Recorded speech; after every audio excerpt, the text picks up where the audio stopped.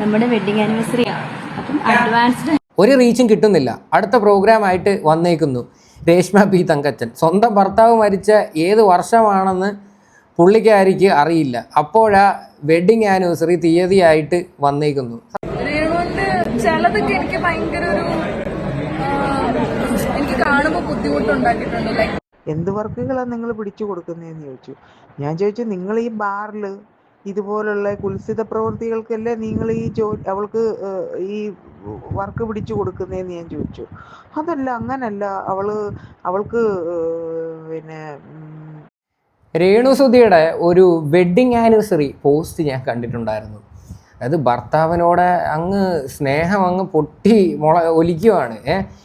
ഈ സ്ത്രീക്ക് ഈ പറയുന്ന കൊല്ലം സുധിയോടൊക്കെ ഇത്രയും സ്നേഹവും കാര്യങ്ങളൊക്കെ ഉണ്ടായിരുന്നുവെങ്കിൽ ഇവരിങ്ങനെയൊക്കെയുള്ള പ്രവർത്തികളൊക്കെ ചെയ്യൂടെ?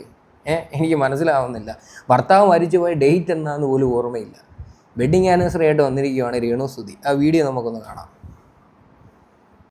നമ്മുടെ വെഡിങ് ആനിവേഴ്സറിയാണ്. അപ്പം അഡ്വാൻസ്ഡ് ചേട്ടാ സുചേട്ടാ, നാളത്തെ ദിവസത്തിന്റെ പ്രത്യേകത എന്താണെന്ന് അറിയുമോ? പറ. നമ്മുടെ വെഡിങ് ആനിവേഴ്സറിയാണ്. അപ്പം അഡ്വാൻസ്ഡ് ഹാപ്പി വെഡിങ് ആനിവേഴ്സറി. എന്തോ ഒരു ഉടായിപ്പടയി കാണിക്കുന്നത്. അയാളെ മരണപ്പെട്ടതിന് ശേഷം അയാളെ വെറുതെ വിടുന്നില്ല. അനാവശ്യമായിട്ട് ആ ഒരു പേര് വലിച്ചങ്ങിടുവാണ്. അതായത് ആ പേര് വെച്ചേ മാർക്കറ്റ് ചെയ്യാൻ പറ്റൂ. ഇപ്പോൾ റീച്ചൊക്കെ കുറഞ്ഞു തുടങ്ങി. അപ്പോൾ ഇനി ലൈം ലൈറ്റിൽ പിടിച്ചിരിക്കണമെങ്കിൽ എന്താ, സുചേട്ടനെ പിന്നെ പുറത്തിറക്കണം. ആ പരിപാടിയാണ് കാണിക്കുന്നത്. ഇങ്ങനെയൊക്കെ ആരെങ്കിലുമൊക്കെ ചെയ്യുമോ? എനിക്ക് മനസ്സിലാവുന്നില്ല. ഇതിൻ്റെ താഴെ ഒന്നൊരു കമൻറ്റ് ഞാൻ വായിച്ചു തരാം. ഒരു റീച്ചും കിട്ടുന്നില്ല. അടുത്ത പ്രോഗ്രാമായിട്ട് വന്നേക്കുന്നു രേഷ്മ പി തങ്കച്ചൻ. സ്വന്തം ഭർത്താവ് മരിച്ച ഏത് വർഷമാണെന്ന് പുള്ളിക്കാരിക്ക് അറിയില്ല. അപ്പോഴാ വെഡ്ഡിങ് ആനിവേഴ്സറി തീയതിയായിട്ട് വന്നേക്കുന്നു. സത്യമല്ലേ? സ്വന്തം ഭർത്താവ് മരിച്ചു പോയ ഡേറ്റ് എന്നാന്ന് പോലും ഇവർക്ക് അറിയില്ല. അടുത്ത കലാപരിപാടിയായിട്ട് വന്നിരിക്കുക. സുധിച്ചേട്ടൻ്റെമായിട്ട് എന്തോ എൻ്റെ സുധിച്ചേട്ടൻ്റെ വെഡ്ഡിങ് ആനിവേഴ്സറി എന്നും പറഞ്ഞ്. ഇനി നീ എന്ത് കോപ്രായം കാണിച്ചിട്ടും കാര്യമില്ല രേണു, നിന്നെ എല്ലാവരും വെറുത്തു.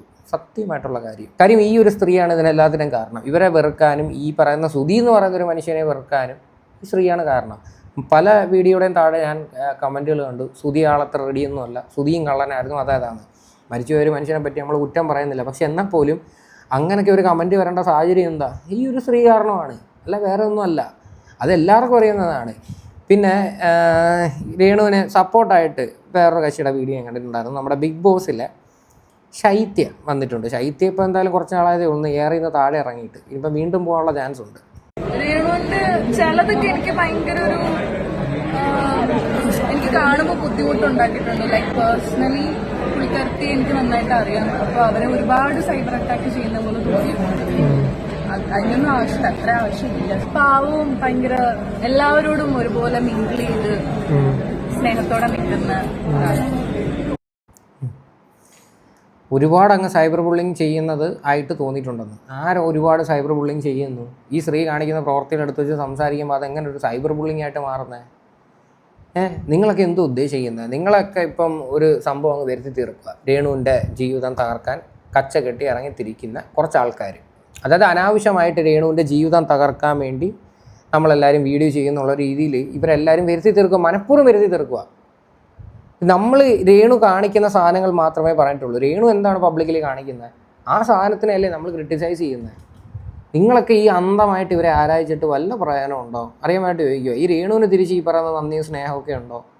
ഒരിക്കലും ഉണ്ടാവത്തില്ല. കാര്യം അവരുടെ ഒരു സ്വഭാവമാണത്. ഇനി രേണുവിൻ്റെ ഒരു മാസത്തിന് മുന്നേ ഉള്ളൊരു വീഡിയോ ഞാൻ കാണിക്കാം. കിച്ചുവും രേണുവും തമ്മിൽ പല പ്രശ്നങ്ങളുണ്ട്. അവര് ഉടക്കിലാണ് കാര്യങ്ങൾ. അതിനെക്കുറിച്ച് ചേച്ചിക്ക് എന്താണ്? ഒരു ഉടക്കില്ല. പിന്നെ ഒരു സാധാരണ അമ്മയും മക്കളുമാണെങ്കിൽ സൗന്ദര്യ പിണക്കമെങ്കിലും ഉണ്ടാവും, ഇല്ലയോ? നിങ്ങളൊക്കെ എന്റെ അമ്മയോട് ഞാൻ ഇടയ്ക്കൊക്കെ പിണങ്ങിയിരിക്കും. ഞങ്ങള് തമ്മിൽ സൗന്ദര്യ പിണക്കം പോലും ഇല്ല. പിന്നെ എവിടെയാ പിണക്കം? എനിക്കറിയില്ല. ഞങ്ങൾ തമ്മിൽ സൗന്ദര്യ പിണക്കം പോലും ഇല്ല എന്ന് ഇപ്പം നിങ്ങളുടെ ഹീറോ എന്ത് ചെയ്യുന്നു എന്ന് ചോദിച്ചു കഴിഞ്ഞാൽ എന്തായിരിക്കും മറുപടി എന്ന് എനിക്കറിയത്തില്ല. ഈ സ്ത്രീക്കുണ്ടല്ലോ ജനങ്ങളുടെ മുന്നിൽ, അതായത് ഈ പറയുന്ന കിച്ചുവും എൻ്റെ സ്വന്തം മകനാണ്, ഞാൻ ഒരുപാട് കഷ്ടപ്പെട്ടാണ് അവനെ വളർത്തുന്നത് എന്നുള്ളൊരു പിക്ചർ ഇവർ ക്രിയേറ്റ് ചെയ്തിട്ടുണ്ട്. എന്താ പറയണ്ട, എന്നാൽ ഇത് വെള്ളം തൊടാൻ എല്ലാവരും വിഴുങ്ങിയിട്ടുമുണ്ട്. ഈ ശരിക്കും പറഞ്ഞു കഴിഞ്ഞാൽ ഉണ്ടല്ലോ, ആദ്യകാലമേ നമ്മളിത് പറഞ്ഞതാണ്, ഇവർക്ക് ഈ കിച്ചുവിനോടൊന്നും ഒരു സ്നേഹവും കാര്യങ്ങളൊന്നും ഇല്ലെന്ന്. ഇപ്പം പോലും കണ്ടോ, അതായത് കുറച്ച് നാളുകൾ പോലും ഈ സ്ത്രീ അഭിനയിക്കുമായിരുന്നു. ആ പയ്യൻ വന്നിട്ട് കാര്യം പറഞ്ഞില്ലായിരുന്നുവെങ്കിൽ ആരെങ്കിലും വിശ്വസിക്കുമോ? നിങ്ങളൊന്ന് ആലോചിച്ച് നോക്ക്. ആരും വിശ്വസിക്കത്തില്ല. അവൻ്റെ വീഡിയോയ്ക്ക് ശേഷമാണ് രേണുവിന് കുറച്ചും കൂടി ഹെയ്റ്റ് കൂടിയത്. രേണുവിനെ സപ്പോർട്ട് ചെയ്യുന്ന ആൾക്കാർ വരെ തിരിഞ്ഞത് അന്ന് തൊട്ടാണ്. എന്തായാലും പൊന്ന് രേണു, ഇതിൽ കൂടുതലൊന്നും പറയാനില്ല. ഇനി രേണുവിൻ്റെ മാനേജറിനെ ഫോണിൽ വിളിക്കുന്ന ഒരു വോയിസ് പുറത്തിറങ്ങിയിട്ടുണ്ട്.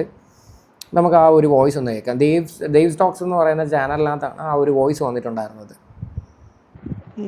ഇന്ന് കഴിഞ്ഞ ദിവസം അതായത് ഇന്നലെ ഞാൻ പിന്നെ രേഷ്മ പി തങ്കച്ചൻ്റെ മാനേജർ കോണ്ടാക്ട് ചെയ്തിട്ടുണ്ടായിരുന്നു. ഒരു പ്രാവശ്യം വിളിച്ചിട്ട് ഫോൺ എടുത്തില്ല. ഇന്ന് തിരിച്ച് ആ സ്ത്രീ എന്നെ തിരിച്ച് വിളിച്ചു. തിരിച്ച് വിളിച്ചിട്ട് ഞാൻ ഇന്ന ആളാന്ന് പറഞ്ഞു എൻ്റെ അടുത്ത്. ഞാൻ പറഞ്ഞു നിങ്ങളല്ലേ ഈ പറഞ്ഞ രേണുവിൻ്റെ മാനേജർ എന്ന് ചോദിച്ചു. അപ്പോൾ അവർ പറഞ്ഞു അതേന്ന്. ഞാൻ ചോദിച്ചു നിങ്ങൾ എന്തിൻ്റെ ബേസിലാണ് ഇവളുടെ മാനേജറായിരിക്കാൻ, എന്ത് ജോലിയിലാണ് ഇവൾ, എന്ത് ജോലി ചെയ്തിട്ടാണ് ഇവൾക്ക് മാനേജറായിട്ട് ഇരിക്കുന്നതെന്ന് ഞാൻ ചോദിച്ചു. അത് സത്യമാണ്. ഈ പറയുന്ന കരീഷ്മയുടെ പ്രൊഫൈലൊക്കെ കണ്ടു കഴിഞ്ഞാൽ രേണുവിൻ്റെ മാനേജർ ആവേണ്ട ഒരു ആവശ്യം പുള്ളിക്കാരത്തി ഇല്ല എന്നാണ് എനിക്ക് തോന്നുന്നത്. പിന്നെ എന്തിനായിരിക്കും മാനേജറായിട്ടിരിക്കുന്നത്? അതിൻ്റെ പിന്നിൽ എന്തെങ്കിലുമൊക്കെ കാര്യം കാണത്തില്ലേ? എന്തായാലും എന്തോ ആയിക്കോട്ടെ, ഞാൻ ഇനി അതിനെപ്പറ്റി കൂടുതൽ പറയുന്നില്ല. പക്ഷേ രേണു ഭയങ്കരമായിട്ട് അങ്ങ് പറയുന്നുണ്ടായിരുന്നു, എനിക്ക് നാട്ടിൽ മാനേജറുണ്ട്, ദുബായിൽ മാനേജറുണ്ട്, അതാണ് ഇതാണെന്ന്. എടീ, നിങ്ങളൊന്ന് ആലോചിക്കണം. രേണു ഈ പറയുന്ന സോഷ്യൽ മീഡിയ വന്നിട്ട് എത്ര നാളായി? ഇവരെന്താണ് ഇവർ സമൂഹത്തിന് കൊടുത്തത്? കുറേ നെഗറ്റീവ് പബ്ലിസിറ്റിയിലൂടെ റീച്ച് ഉണ്ടാക്കി.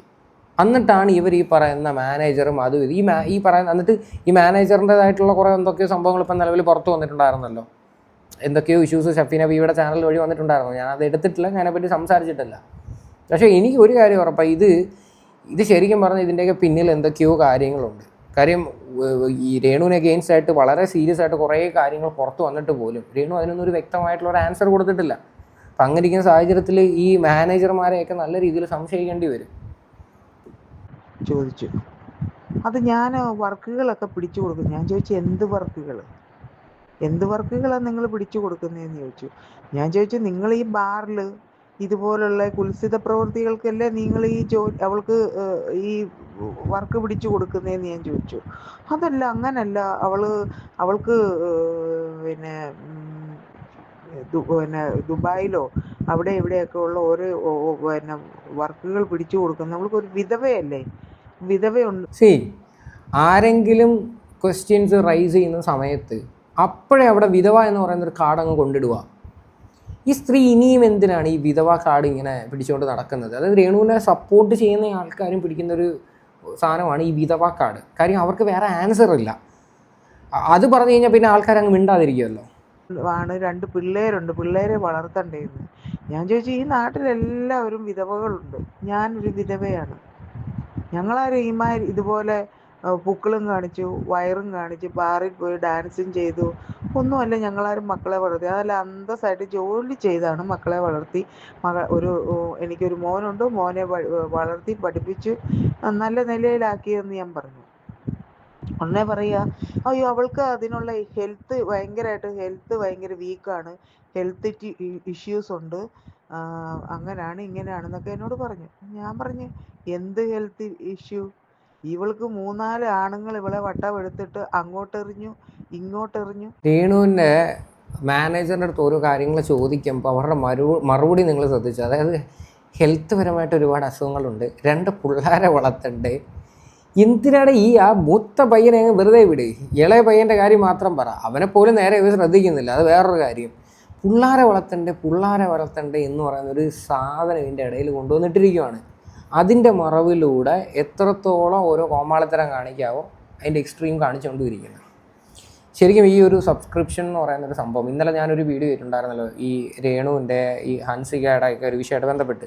അത് ഈ കമ്മ്യൂണിറ്റി ഗൈഡ് ലൈനിൻ്റെ ഭാഗമായിട്ട് ബന്ധപ്പെട്ട് ആ വീഡിയോ നമുക്ക് പോസ്റ്റ് ചെയ്യാനായിട്ട് പറ്റത്തില്ല. ഞാൻ മാക്സിമം വന്നിട്ടും ബ്ലർ ചെയ്തിട്ടായിരുന്നു കാണിച്ചിട്ടുള്ളത്. അതായത് ഈ സബ്സ്ക്രിപ്ഷൻ എന്ന് പറയുന്നൊരു സാധനം ഇന്ത്യയിൽ തന്നെ ഇത് ബാൻ ചെയ്യണം. ഇത് ബാൻ ചെയ്തില്ല എങ്കിൽ ഒരുപാട് കുട്ടികളായിരിക്കും ഇതൊക്കെ ബാധിക്കുന്നത്. രേണുവിൻ്റെ കൊച്ചിനെ പോലും ഈ സാധനം ബാധിക്കും. നിങ്ങൾ നോക്കിക്കോ, രേണുവിൻ്റെ കുട്ടിയും ഇത് വളർന്ന് വലുതായി വരുമല്ലേ, അവൻ്റെ കയ്യിൽ ഇപ്പോഴും മൊബൈലും കാര്യങ്ങളും ഒക്കെയാണ്. അവനും ഇതുപോലെ ഓരോ കാര്യങ്ങളൊക്കെ കാണുമ്പോൾ അവൻ്റെ ഒരു മാനസികാവസ്ഥ എന്തായിരിക്കും എനിക്ക് മനസ്സിലാവുന്നില്ല. ഇവരൊക്കെ എന്തിൻ്റെ അടിസ്ഥാനത്തിലാണ് ഈ പിള്ളേരുടെ പേര് ഇതിനകത്തോട്ട് വലിച്ചിടുന്നത്? ഈ ആണുങ്ങളുടെ ചുമലെ ചാരി നടക്കുന്നതിന് ഈ ആണുങ്ങളുടെ കൂടെ പോയി ഫ്ലാറ്റ് ഷെയർ ചെയ്യുന്നതിനൊന്നും ഇവൾക്ക് ഒരു ഹെൽത്ത് ഇഷ്യൂ ഇല്ല. നേരെ ചൊവ്വെ ജോലി എടുത്ത് ജീവിക്കാൻ എന്താ ഈ ഇത്ര ഹെൽത്ത് ഇഷ്യൂ എന്ന് ചോദിച്ചു. അത് ആകെ ഒരു ചെറിയ ഒരു 8ാം ക്ലാസ്സിലോ 9ാം ക്ലാസ്സിലോ പഠിക്കുന്ന ഒരു ഒരു ഒരു പെണ്ണിൻ്റെ അത്രയും, അതിന് ശരീരവും ഇല്ല, ഒന്നുമില്ല. ഞാൻ ചോദിച്ചു, അങ്ങനെയൊക്കെ ഉള്ള ആളെ നിങ്ങൾ എന്തിനാ കൊണ്ടു നടക്കുന്നതെന്ന് ഞാൻ ചോദിച്ചു. അവൾക്ക് ശരീരമില്ല, ഒന്നുമില്ല, പിന്നെ നിങ്ങൾ എന്തിനാ കൊണ്ടു നടക്കുന്നതെന്ന് ചോദിച്ചു. അത് 2 കുഞ്ഞുങ്ങളെ വളർത്തേണ്ടത്. ഈ കുഞ്ഞുങ്ങളെ വളർത്തുന്ന കാര്യമാണ് ഇവരെല്ലാവരും പറയുന്നത്. ഞാൻ ചോദിച്ചു, ഇവൾക്ക് ഫ്ലവേഴ്സിൽ നിന്ന് ജോലി കൊടുക്കാമെന്ന് പറഞ്ഞു, ഇവൾ എന്തുകൊണ്ട് ആ ജോലി ചെയ്യുന്നില്ലെന്ന് ചോദിച്ചു. അപ്പോൾ പറഞ്ഞു, അത് ഫ്ലവേഴ്സുകാർ ചുമ്മാ പറയുന്ന, അവരിങ്ങനെ ചുമ്മാ ഓഫർ ജനങ്ങളുടെ കണ്ണിൽ ഫ്ലവേഴ്സുകാർ ചുമ്മാ പറയുന്നത്, വെറുതെ അങ്ങ് ഓഫർ ചെയ്യത്തേ ഉള്ളൂ. അനൂപ് എന്ന് പറയുന്ന ഒരു പുള്ളിയുടെ ഇൻ്റർവ്യൂ കുറച്ച് നാൾക്ക് മുന്നേ നിങ്ങളെല്ലാവരും കണ്ടതാണല്ലോ. ആ വ്യക്തി വളരെ ക്ലിയർ ആയിട്ട് പറയുന്നുണ്ട്, രേണുവിന് ജോലിയുടെ കാര്യമായിട്ട് ബന്ധപ്പെട്ട് വിളിച്ചിട്ടുണ്ടായിരുന്നു, പക്ഷേ അവർക്ക് അതിനകത്തോട്ടൊന്നും ഇൻട്രസ്റ്റ് ഇല്ല എന്നുള്ള രീതിയിൽ ഇപ്പോൾ പറയുന്നത് കണ്ടില്ല. ഇതങ്ങ് അവരുടെ പടലേക്ക് കൊണ്ടുവന്നിട്ട് അവർ ചുമ്മാ ഓഫേഴ്സ് കൊടുക്കുന്നതാണ്.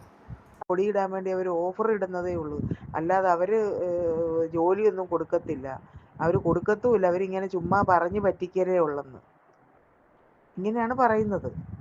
കിച്ചുവിനെ പഠിപ്പിക്കുന്ന കാര്യം അതൊക്കെ വെറുതെ അവർ പറയുന്നതെന്നാ പറയുന്നത് ഈ കരിഷ്മ പറഞ്ഞത്.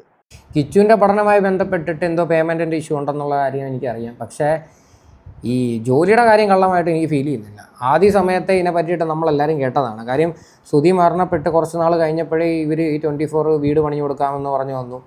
പിന്നെ കിച്ചുവിൻ്റെ പഠനം ഏറ്റെടുത്തിട്ടുണ്ടായിരുന്നു, രേണുവിൻ്റെ ജോലിയും കാര്യങ്ങളെല്ലാം പറഞ്ഞിട്ടുണ്ടായിരുന്നു. അതിന് ചുമ്മാ അനാവശ്യമായിട്ട് അവർ പറഞ്ഞിട്ടുള്ള കാര്യങ്ങളില്ല എന്നുള്ള രീതിയിൽ നിങ്ങൾ ആരും സംസാരിക്കരുത്. പ്രത്യേകിച്ച് രേണുവിൻ്റെ മാനേജറൊക്കെ. രേണുവിന് പോകാൻ താല്പര്യമില്ല, രേണുവിന് ഇങ്ങനെയുള്ള കുറേ കോമാളിത്തരം കാണിച്ച് കഴിഞ്ഞാൽ ലൈവിൽ നിൽക്കാൻ പറ്റും. ഞാൻ ചോദിച്ചു, നിങ്ങൾ ഇവളെ കൊണ്ട് നടന്നു, നിങ്ങൾ ഇതുപോലെ നിങ്ങളുടെ ക്ലീവേജ് കാണിക്കുമോ എന്ന് ചോദിച്ചു. നിങ്ങളുടെ വയറ് കാണിക്കുമോ, നിങ്ങളുടെ പൊക്കിള് കാണിക്കുമോ, ഇല്ല നിങ്ങൾക്ക് ഒരു മകളുണ്ടെങ്കിൽ നിങ്ങളുടെ മകളെ നിങ്ങൾ സമ്മതിക്കുമോ, ഇതുപോലത്തെ പണി ചെയ്യാൻ സമ്മതിക്കുമോ എന്ന് ചോദിച്ചു. എനിക്കതിനുള്ള കോൺഫിഡൻസ് ഇല്ല, എനിക്കതിനുള്ള കോൺഫിഡൻസ് ഒന്നുമില്ല. അവൾക്ക് ഈ പറഞ്ഞ രേണു എന്ന് പറഞ്ഞവൾക്ക് എന്തും ചെയ്യാനുള്ള കോൺഫിഡൻസ് ഉണ്ടെന്ന് പറഞ്ഞു. എന്തും ചെയ്യാനുള്ള കോൺഫിഡൻസ് ഉള്ളത് കൊണ്ടാണ് അവൾ എന്തും കാണിക്കുന്നതെന്ന് പറഞ്ഞു. അപ്പൊ ഇവര് ആ കോൺഫിഡൻസിനെ ഇവരെല്ലാം യൂട്ടിലൈസ് ചെയ്യുമല്ലേ. അതാണ് അവർക്ക്, അതായത് എനിക്ക് ഏത് വിധേനയും എനിക്ക് പൈസ ഉണ്ടാക്കണം, അതുകൊണ്ട് എനിക്ക് എന്തും കാണിച്ചേ പറ്റത്തുള്ളൂ എന്നുള്ളൊരു മൈൻഡിലാണ് രേണു നിൽക്കുന്നത്. അവർക്ക് അതിനുള്ള കോൺഫിഡൻസ് ഇല്ല. ആർക്കാ? ഈ കരിഷ്മ എന്ന് പറയുന്ന മാനേജറിന് അതിനുള്ള കോൺഫിഡൻസ് ഒന്നുമില്ല. അതായത് കരിഷ്മയ്ക്ക് അറിയാം ചെയ്യുന്നത് തെറ്റാണ്, അപരാധമാണെന്ന് നല്ല രീതിയിലുള്ള ബോധമുണ്ട്, എന്നിട്ടാണ് അത് എൻകറേജ് ചെയ്ത് കൊടുക്കുന്നത്. അപ്പം ഇങ്ങനെയൊക്കെയാണ് ആ പെണ്ണ്, ഈ പെണ്ണിനുണ്ടല്ലോ, ഈ പെണ്ണ് സർവനാശത്തിലേക്കായിരുന്നു ഇരിക്കുന്നത്. ഇതിന് ബുദ്ധിയും ബോധവും ഉണ്ടെങ്കിൽ ഇനിയാണെങ്കിൽ അതിന് കരകയറാൻ സമയമുണ്ട്. അവൾ എന്ത് വേണമെങ്കിലും ചെയ്തോട്ടെ, അവള് വിചരിക്കുവോ, ഇല്ല ബാറിൽ പോയി ഡാൻസ് ചെയ്യുവോ, വെള്ളമടിക്കുവോ, എന്ത് വേണേ, ഇതൊക്കെ അവൾക്കുടെ സ്വകാര്യമായ കാര്യമാണ്. ഇന്ത്യയിൽ ഇപ്പോൾ വ്യഭിചാരം ഒരു നിയമവിധേയമായ കാര്യമാണ്. ശരിയാണ് പറഞ്ഞത്, അത് അവരുടെ സ്വന്തം ലൈഫാണ്, അവർ തീരുമാനിക്കട്ടെ. ഇനിയെങ്കിലും ഇതൊക്കെ ഒന്ന് നിർത്തിയിട്ട് മര്യാദയ്ക്ക് നടന്നാൽ കൊള്ളാം. എന്തായാലും ഇപ്പം കുറച്ച് ദിവസങ്ങളായിട്ട് കണ്ടന്റ് ഒന്നും തരാതിരുന്നത്, അപ്പോഴാണ് അടുത്ത സുധിച്ചേട്ടൻ്റെ വിഷയമായിട്ട് ഇറങ്ങിയത്. അതായത് സുധിച്ചേട്ടൻ്റെ പേര് പറഞ്ഞാൽ പിന്നെ ആൾക്കാരൊക്കെ ഒന്നും മിണ്ടാൻ പറ്റുന്നില്ലല്ലോ. എന്തായാലും ഇത്രയൊക്കെയാണ് സംഭവങ്ങൾ. ഇതിനെക്കുറിച്ച് നിങ്ങളുടെയൊക്കെ അഭിപ്രായങ്ങൾ എന്താണെന്ന് വെച്ചാൽ നിങ്ങൾ തീർച്ചയായിട്ടും കമൻറ്റ് ചെയ്യുക.